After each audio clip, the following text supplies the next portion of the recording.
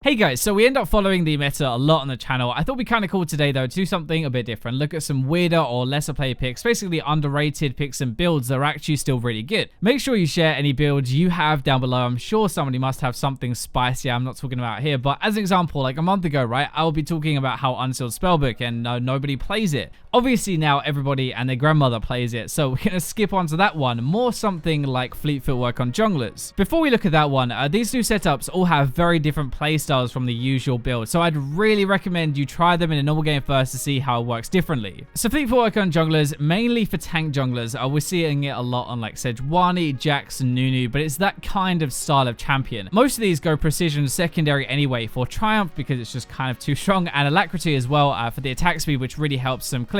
Tank junglers suck at farming. Attack speed really helps out, and also it is more sustained going Fleet Footwork, which again is helping you clear. In teamfights, it turns more into about the move speed really. Aftershock is really good to tank with, obviously, as you dive into a fight, but if you have Fleet Footwork, it will help you keep running in. So for example, with Sejuani, you want to apply more auto attacks for that follow-up stun. With Jax or Nunu, you just want to keep whacking people after, and the move speed is going to help you do that. For tanks, they can go into domination secondary now instead of resolve as well, with precision going primary. Zombie Ward especially is really good because they're trying to control the jungle a bit. Specifically looking at Jax, he doesn't really have that many good options. This applies to a lot of junglers as well. Pressy attack is okay, but it's kind of useless in the jungle. It doesn't really work, right? By the time you fight a lot and you actually start to use it, you will almost be bursting as Jax, so the heal is actually pretty useful. If you go tank Jax, by the way, which is more popular now in Korea as well, then it really helps your clear speed and your team fight as well. Sejuani has Aftershock, right? Nunu has Guardian, so those are still really good. It's up to you really. For a lot of junglers though, where they don't have a really good keystone, Fleet Footwork can actually help a decent amount. It feels pretty good in the jungle. It's a bit healthier for you. It's easier to play with as well because you're not having to do anything special.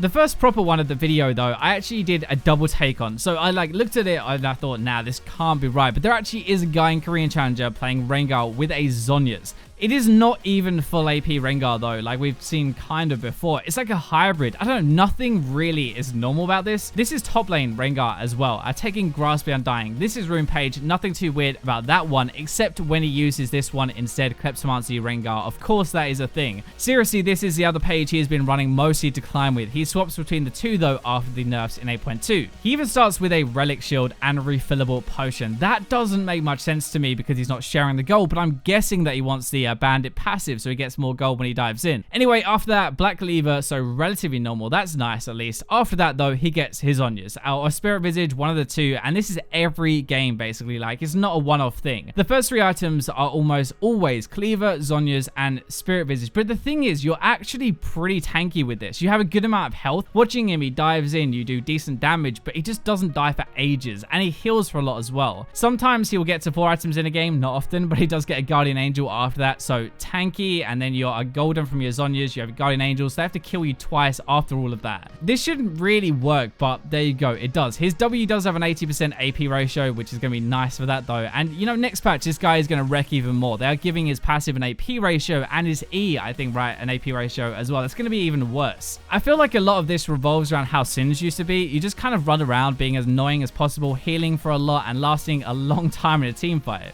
The next one is also very weird. We kind of saw it in preseason, not properly, but there were 3 people, I think, in Challenger using Dark Harvest on Ezreal this patch that I saw. The one who does this the most is ranked 25th right now on the ladder and actually kind of crushes with it, but it's a bit riskier, I guess. If you don't get ahead, it's not going to be as good. The one thing really good about Dark Harvest and Ezreal, well, actually, there's 2 things, but firstly, it makes Ezreal scale a bit better into the game because it supplies another source of damage. Technically, one source that never stops doing more as you get more stacks during the game. That is actually kind of a big issue for Ezreal, where he can't keep up past mid game because all these scaling crit AD carries just take over with auto attacks. Number 2, it works on your Q, so it actually works for him. You can take it as viable, and his poke becomes pretty disgusting. Dark Harvest is much better though when you are ahead and killing stuff because you get more stacks and you have more damage, which when you're ahead means a bigger snowball normally. Like, it's kind of a thing when if you get these stacks and you get ahead early, it will really hurt. Ezreal is quite good at getting a lead, which is a good thing. He's just not very good at keeping it, if that makes sense. Dark Harvest kind of helps helps with that. It's nowhere near as safe as Kleptomancy though, let's be honest with that. But normally with this, they actually go back to Ice One Gauntlet rather than Trinity Force. One is cheaper, so it's better mid-game. It's also a control and kiting though, which means that instead of trying to keep up with a Rage Bait or a crit 80 carries damage, he is going to run away and keep them at range with his slow and poke them down. You do also get to go into domination as well as sorcery for more damage, which is nice in our runes. You've got sudden impact when you shift and Ravenous Hunter to make your poke actually heal you. Interestingly, he goes Mana Flow Band and Gathering Storm as well, so you scale even better Dark Harvest and Gathering Storm together. If you're really far ahead, you can actually pair a Duskblade with this setup as well. It's really good damage, it's way more risky, but the Duskblade proc plus the Dark Harvest damage on your Q will burst really hard.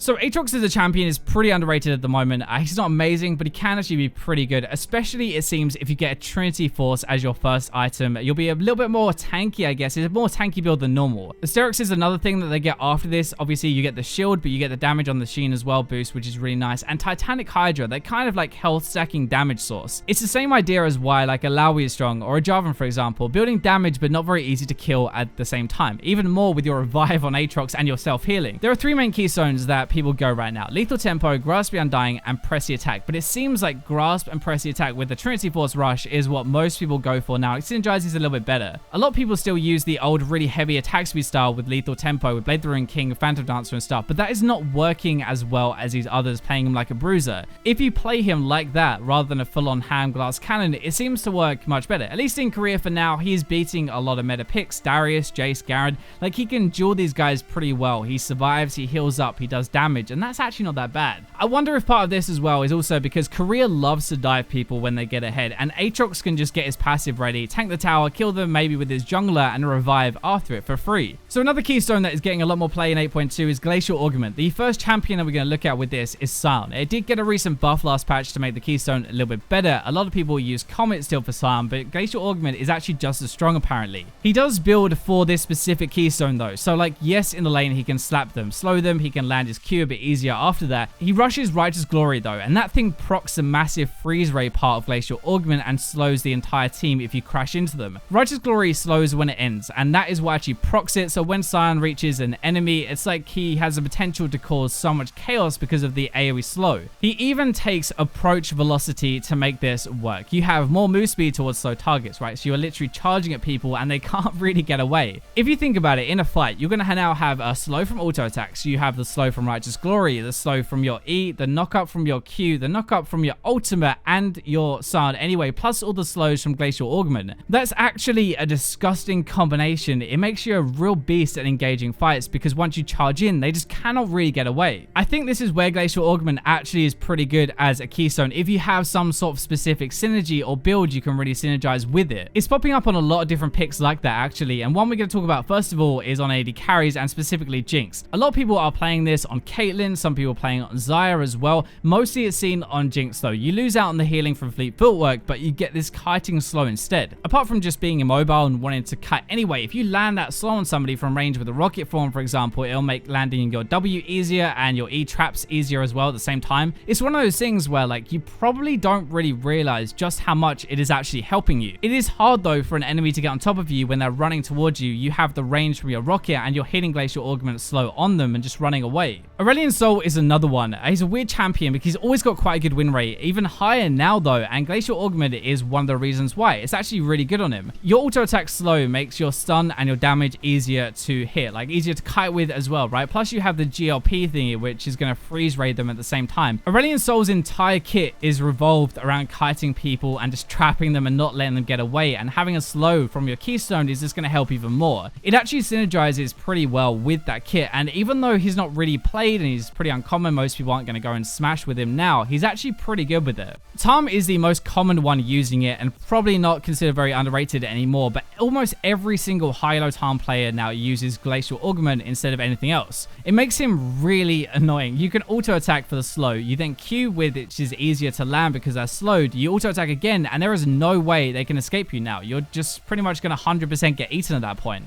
The slow just provides way more utility than anything else, even Unsealed Spellbook, which which considering everybody uses that now is a pretty good sign that Glacial is actually pretty good. Trundle Jungle is not as much of a weird build. It's just massively underrated, I think. A few people have got to Challenger with this, and I'm pretty sure even Heisman has been abusing it as well. I don't know about that, but Trundle is supposed to be the tank shredder with his ultimate, but actually stick him next to like anybody a little lower on health and he will demolish them 1v1. Red Smite, Blood Razor, Titanic Hydra, that combo is what Career uses, and it's like the duelist dream, throwing around so much damage, but you're actually pretty tanky. Your clear speed is really good. Your ganks are decent with his pillar and slow. I mean, it's not amazing, but it's okay. But it's a lot just about like how good you are at fighting when you get near somebody. Also, you are a tower taking god. If you gank a lane and you get a kill or you force a base, you can sit there and whack that tower down, getting a load of gold for your team. Mid-game in teamfights, you're going to be stealing a lot of defensive stats from the enemy tank or the enemy front line. You can kill stuff really easily. You're kind of a tank, not really, but you kind of like pseudo are with your healing and stuff. Actually, a really good overall pick to have in your team. It's another one, by the way, where fleet footwork is pretty underrated on him. I like press attack is more common, so is grasp, but they aren't the best ever for the same reasons that we talked about with Jax, so just don't really work in the jungle.